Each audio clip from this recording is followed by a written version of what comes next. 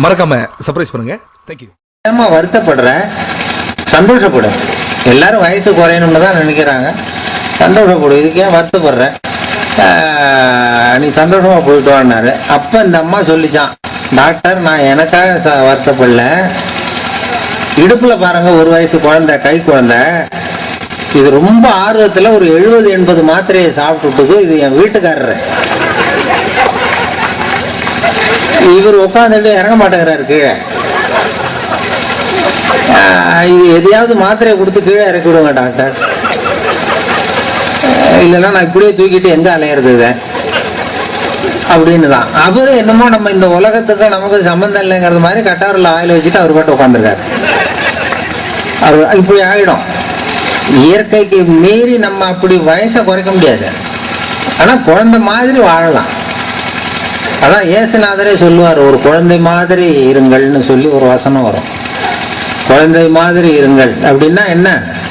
அரைக்கால் சட்டை போட்டுங்கன்னு அர்த்தம் இல்லை. அந்த மனசை சுமக்காதீர்கள், மனசை சுமக்காதீர்கள்னு அர்த்தம். அந்த பெரிய தத்துவ விளக்கம் அது மாதிரி சொல்லுவாங்க. அப்படி இருந்தாலும் வரும். ஏன்னா இந்த சிரிப்புங்கிறது இயற்கையா நமக்கு கொடுத்துருக்குது. குழந்தை மாதிரி வாழணும். சில குழந்தை தன்மையோட இருக்கணுமா கடைசி வரைக்கும். குழந்தை தனம் தான் இருக்கக்கூடாதே தவிர குழந்தை தன்மைங்கிறது கடைசி வரைக்கும் நீடிக்கணும். அப்படி இருந்தா உடம்பு ஆரோக்கியமா இருக்குமா. குழந்தை தன்மைங்கிறது வேற. குழந்தை தன்மை எப்படி கண்டுபிடிக்கிறதுனா, ஒரு புள்ள படுத்திருக்கு, காலையில எழுந்திருக்குது, போத்திக்கிட்டு படுத்திருக்கு. அவங்க அம்மா, வயசான அம்மா எழுப்புறாங்க, டேய் காலேஜுக்கு நேரம் ஆயிட்டுதுரா, போட எழுந்துடுறான், காலேஜுக்கு நேரம் ஆயிட்டுதுரா, எழுந்துடுறான்னு தட்டி எழுப்புறாங்க. அந்த அம்மா, இல்லம்மா நான் காலேஜுக்கு போறதுக்கு எனக்கு பிடிக்கல அப்படிங்குது புள்ள. இல்ல நீ போய் தான் ஆகணும்னா போக மாட்டேங்குது. நீ ஏன் காலேஜுக்கு போக மாட்டேங்கிற, அதுக்கு 2 காரணம் சொல்லு அப்படிங்குது அந்த அம்மா. அந்த புள்ள எழுந்திரிச்சு உட்காந்துட்டு சொல்லுது, நான் காலேஜுக்கு போக மாட்டேன்னு சொல்றேன், அதுக்கு 2 காரணம் கேட்கிறேன்.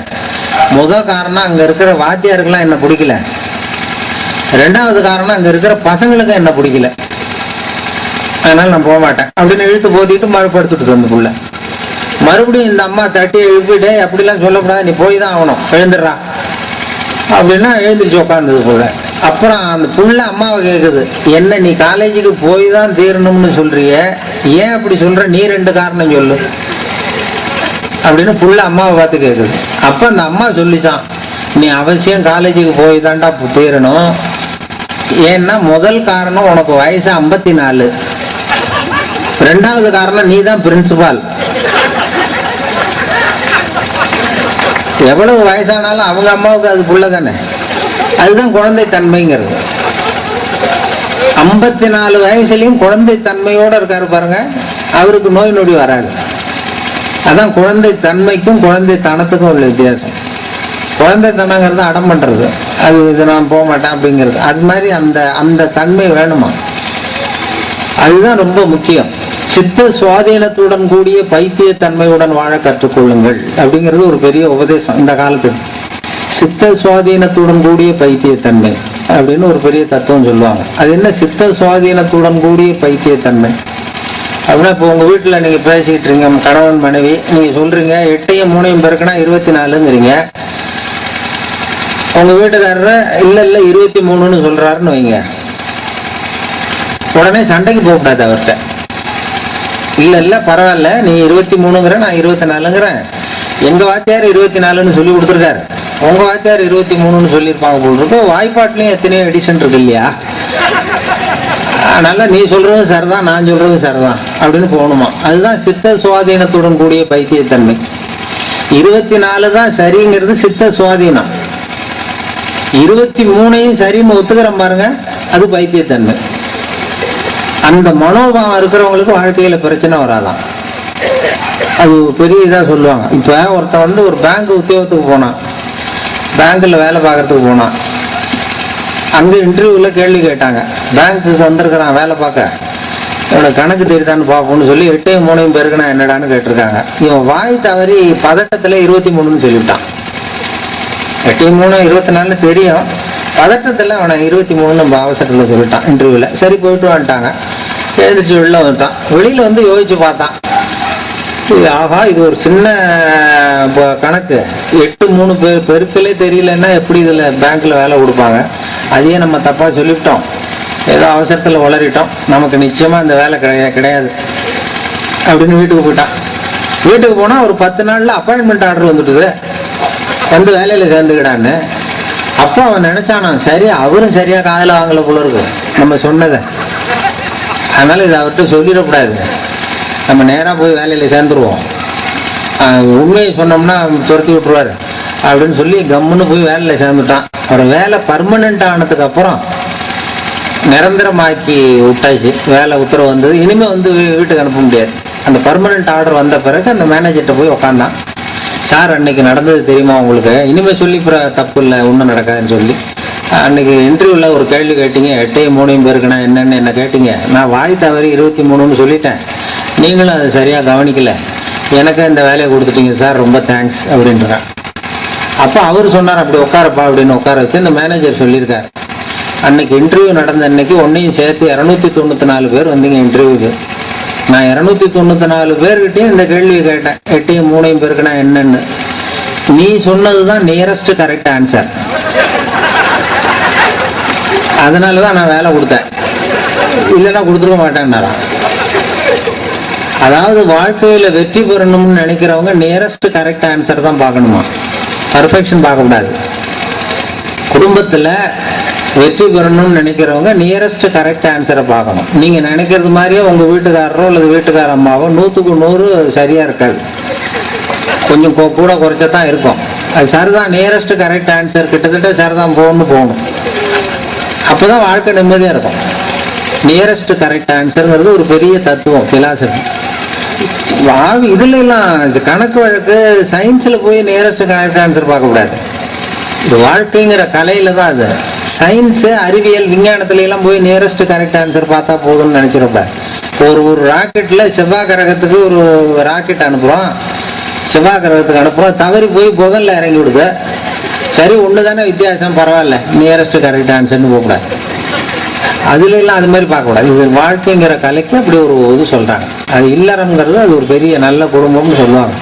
அந்த அனுசரிப்பு தன்மை, விட்டு கொடுக்கறது, இதெல்லாம் வந்து வாழ்க்கையில ஒரு பெரிய பேர் வைக்கிறதுலேயே தகராறு வந்துட்டுதான். ஒரு வீட்டுல கணவன் மனைவி ஒரு குழந்தை பிறந்தது, அந்த குழந்தைக்கு பேர் வைக்கிறதுல 2 பேரும் தகராறு, காலையில இருந்து சண்டை போட்டுக்கிறாங்க. அவன் சொல்றான் எங்க அப்பா பேரை தான் வைக்கணுங்கிறான், அந்த அம்மா சொல்லுது இல்ல இல்ல எங்க அப்பா பேரை தான் வைக்கணும். அந்த பிள்ளைக்கு காலையில இருந்து சண்டை, அவன் எங்க அப்பா பேருங்கிறான், இது எங்க அம்மா அப்பா பேரை தான் வைக்கணும். அந்த பிள்ளைக்கு சண்டை போட்டுக்கிட்டு இருக்காங்க. எதிர்த்து வீட்டுக்காரன் பார்த்தான், காலையில இருந்து அது என்ன சண்டை அப்படின்ட்டு வந்தான். என்னப்பா சண்டை போடுறீங்கன்னா, இது ஏன் கேட்குற, இந்த குழந்தைக்கு பேர் வைக்கிறதுல எங்களுக்கு உள்ள தகராறு, நான் எங்க அப்பா பேரை வைக்கணுங்கிறேன், அந்த அம்மா அவங்க அப்பா பேரை வைக்கணுங்கிறது, அதான் சண்டைன்னா. அப்புறம் அவன் சொன்னா, எதிர்த்து வீட்டுக்காரன்னு நான் ஒருத்தன் எதிர்த்து இருக்கேன், என்ன கேட்க வேண்டியதானே, நான் தீர்த்து வைக்கிறேன், இப்ப தீர்த்து வைடா அப்படிங்க. அப்புறம் உங்க அப்பா பேர் என்னடா அப்படிங்கிற, எங்க அப்பா பேர் சீனிவாசன். சரிம்மா உங்க அப்பா பேர் என்னம்மா, எங்க அப்பா பேரு கிருஷ்ணன் அப்படின்றது. சீனிவாசன் கிருஷ்ணன், சரி இந்த குழந்தைக்கு சீனிவாச கோபாலகிருஷ்ணன் பேர் வைங்க, சரியா போச்சு. 2 பேரும் வந்துட்டு அப்படின்ட்டு சொல்லிட்டு போயிட்டான் வீட்டுக்கு. அதுக்கப்புறம் இந்த கணவன் மனைவி 2 பேரும் பேசிக்கிறாங்க, சரி சீனிவாசன் சரி கிருஷ்ணன் சரி, நடுவுல கோபாலம் எங்க இருந்து வந்தான்? ஓடி போய் அந்த அம்மாவை பிடிச்சி அந்த ஆளை எழுத்து வீட்டுக்காரனை எழுத்துட்டு வந்திருக்காங்க. வந்து யாரா அதுக்கு கோபாலன்னா, அது எங்க அப்பா பேரு, அதை மட்டும் நீ ஏன் விட்டு வைக்கிற, சேர்த்து வச்சுட்டு போராட்ட போனாங்க. இது எதுக்குன்னா, குடும்பத்துல 2 பேரும் ஒத்துமையா இல்லைன்னா கோபாலன்னு ஒருத்தன் குறுக்க வருவான், அதுக்கு இடம் கொடுக்க கூடாது. இதுதான் இது உண்மையான நட்புங்கிறது. அதுதான் நண்பர்கள்னா சும்மா வெறும் நண்பர்கள் மட்டும் இல்லை, கணவன் மனைவி கூட நண்பர்களா இருக்கணும், அது மாதிரி இருக்கும். ஏன்னா அனுசரிப்பு தன்மை, விட்டு கொடுக்கறதுலாம் ரொம்ப வாழ்க்கையில் அவசியம். விட்டு கொடுக்கறது அனுசரிக்கிறதுலாம் அட்ஜஸ்ட்மெண்ட்டுங்கிறது ரொம்ப பெரிய விஷயம். இப்போ அது இப்போ வாழ்க்கைங்கிறது பெரிய பிரயாணம். ஒரு பஸ்ல போறது ஒரு சின்ன பிரயாணம், அதுலயே அனுசரிச்சு போக முடியுதா? ஒரு பஸ்ல 2 பெண்கள் வந்து போறாங்க, ஒரு 2 பேர் உட்கார்ற சீட்டு, 2 பேர் உட்காந்து பிரயாணம் பண்றாங்க பஸ்ல. ஒருத்தர் உரமா கூப்பிட்டு, கண்டக்டர் இங்க வாயா வந்தார், இந்த ஜன்னலை திறந்துட்டு போ அவர் திறந்து வச்சுட்டு போனார். பக்கத்தில் இருந்தம்மா உடனே மறுபடியும் இங்கே கண்டக்டர் அதை மூடிட்டு போ, அவர் மூடிட்டு போனார். மறுபடியும் முதல்ல கூப்பிட்டம்மா கூப்பிடுது, இங்கே வா, நீ அவ பேச்சை கேட்டுட்டு அந்த ஜன்னலை வந்து மூடினீன்னா நான் மூச்சு திணறி செத்து போடுவேன். அந்த அம்மா சொல்லுது, நீ இவ பேச்சை கேட்டுட்டு திறந்து வச்சீங்கன்னா நான் குளிர் தாங்காம செத்து போடுவேன். அவர் என்ன பண்ணுவார், கண்டக்டர் தலையை பிச்சுக்கிறார். அப்போ பின்னாடி அதே பஸ்ல பின்னாடி ஒருத்தன் ஒரு ஆளு சட்டை கட்டையெல்லாம் கட்டி போட்டு பீடி குடிச்சிட்டு வரான். அவனுக்கு அவ்வளவு புழுக்கமா இருக்கு. கண்டக்டர் அங்க என்னையா தகராறு, இங்க வா அப்படின்னா, நீ என்னையா சொல்ல போறேன்ட்டு அங்க இருந்து வந்தான். அங்க ரெண்டு அம்மாவுக்கு தகராறு, அதான் பாருங்க, நான் ஒருத்தருக்கேன் என்கிட்ட கேட்க வேண்டியதானே அப்படின்னா, அந்த எதிர்த்து வீட்டுக்காரன் வந்தது மாதிரி வந்திருக்கான்.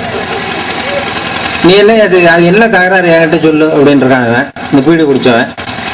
கண்டக்டர் சொல்லியிருக்காரு, அந்த அம்மா வந்து ஜன்னலை மூணுனா செத்து போவாங்குது, இந்த அம்மா ஜன்னலை திறந்தா செத்து போவாங்குது, நான் என்னையா பண்றது, கொஞ்ச நேரம் அட்ஜஸ்ட் பண்ணி போகக்கூடாதா, அனுசரிச்சு வரக்கூடாதா அப்படின்னா, நான் ஒருத்தருக்கு நான் என்ன கேட்க வேண்டியதானே அப்படின்னு பீடி குடிச்சோம், பீடி எடுத்துவிட்டு புகையை ஊதிவிட்டு நான் சொல்றபடி கேள் அப்படின்னா, என்ன சொல்ல போறேன்னா, கொஞ்ச நேரம் மூடி வை, அந்த அம்மா செத்து போவோம்,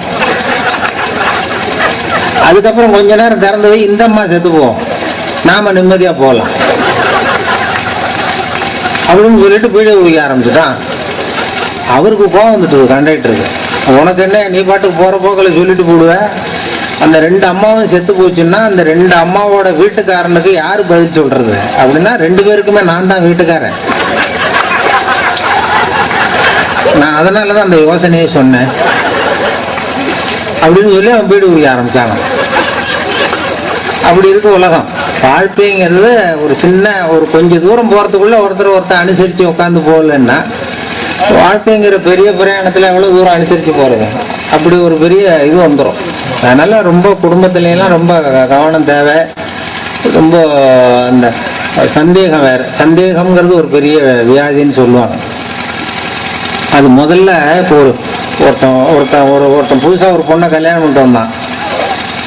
வந்ததும் எல்லாரும் என்ன சொல்லிட்டாங்க, ஏய் நீ புதுசா கல்யாணம் பண்ணிருக்கிய, அந்த பொண்ணுக்கு காது கேட்காதுரா, காது கேட்காது அப்படின்ட்டாங்க. உடனே அவனுக்கு பெரிய குழப்பம், ஆஹா காது கேட்காத பொண்ணை கல்யாணம் பண்ணி வச்சுட்டாங்க, நம்ம என்ன பண்றது, இது எப்படி நேரா போய் டெஸ்ட் பண்ணா கோவம் வந்துடும், என்ன பண்றதுன்னு பார்த்தான். வெளியில போறது மாதிரி போனான். தெருவில் வந்து நின்றுட்டு இன்னைக்கு என்ன சாம்பார் அப்படின்னா, வீட்டுல இருந்து பதிலே வரல. நம்ம சந்தேகப்பட்டது சரிதான் அப்படின்னு அந்த வீட்டுக்கு உள்ள போய் கூடத்துல நின்றுட்டு ரெண்டாவது தடவையா கேட்கறான், இன்னைக்கு என்ன சாம்பார் அப்படின்னா, அப்பவும் பதில் வரல. சரி காது கேட்கல, நம்ம முடிவு பண்ணிட்டான். அடுத்தது அடுப்பங்கரைக்கே போயிட்டான். அங்க அந்த பொண்ணு எதுவும் சமைச்சுக்கிட்டு இருக்கு, அதுகிட்ட போய் இப்படி வச்சுக்கிட்டான் கையை, அது காது ஓரமா இப்படி வச்சுட்டு வேகமா கத்துறான். மூணாவது தடவையா இன்னைக்கு என்ன சாம்பார்னு வேகமா கத்துறான். அது சமைச்சுக்கிட்டு இருக்கு. அது பொறுமையா அதுக்கு அழட்டிக்கல, கரண்டியை வச்சுட்டு திரும்பி இவன் காது ஓரமா வேகமா கத்தி சொல்லுது அந்த அம்மா, பாரு மூணாவது தடவையா சொல்றேன் முருங்கைக்காய் சாம்பார் அப்படின்னு தான். அப்படின்னு இவனுக்கு காது கேட்கல, இவன் போய் அதை சந்தேகப்படுறான். குடும்பம் எப்படி வழங்கும்? முதல்ல நம்ம கிட்ட இருக்கிற குறை என்னன்னு தெரிஞ்சுக்கிட்டு அடுத்தவங்க குறைய பார்க்கணும். அதெல்லாம் வந்து ஒரு நட்புக்கு அதெல்லாம் இது மாதிரி இடையூறு, சந்தேகப்படுறது, போறது வர்றது, இதெல்லாம் வந்து சொல்லுவாங்க. அது மாதிரி வாழ்க்கையில எவ்வளவோ நல்ல இதெல்லாம் பார்க்க வேண்டியிருக்கு. நல்ல பிரச்சனைங்கிறது இல்லாத குடும்பம் எதுவும் கிடையாது. பிரச்சனை எல்லாம் பிரச்சனையை எப்படி தீர்க்கிறது தான். அவர் மகரிஷி அருள் தந்தை சொல்லுவார், திறக்க முடியாத பூட்டுன்னு உலகத்துல எதுவும் கிடையாது, அதுக்கு பொருத்தமான சாவியை அவங்களால கண்டுபிடிக்க முடியல, அதனாலதான் தடுமாறுறீங்க மகரிஷி. பொருத்தமான சாவியை கண்டுபிடிச்சு போட்டா இல்லை, திறக்க முடியாத பூட்டுன்னு எதுவும் கிடையாது. அதனால தீர்க்க முடியாத பிரச்சனைன்னு எதுவும் கிடையாது உலகத்துல. நீங்க பிரச்சனையை கண்டு பயந்துடாதீங்க, அதுக்கு பொருத்தமா ஒரு சாவி இருக்கு, அதை தேடி கண்டுபிடிக்கணும், அவ்வளவுதான் அப்படின்னு சொல்லுவாங்க. ஒவ்வொரு பிரச்சனை எதுவாக இருந்தாலும் தீர்த்துக்கலாம். இப்போ நான் இப்போ ரேடியோ ஸ்டேஷன்ல வேலை பார்த்துட்டே ஒரு பொண்ணு என்னோட வேலை பார்த்தது, என் பக்கத்து சீட்டு, அது ஆந்திரா. அங்க எப்படின்னா எல்லாரும் அவங்கவுங்க இஷ்ட தெய்வத்தை மேஜை மேல வச்சு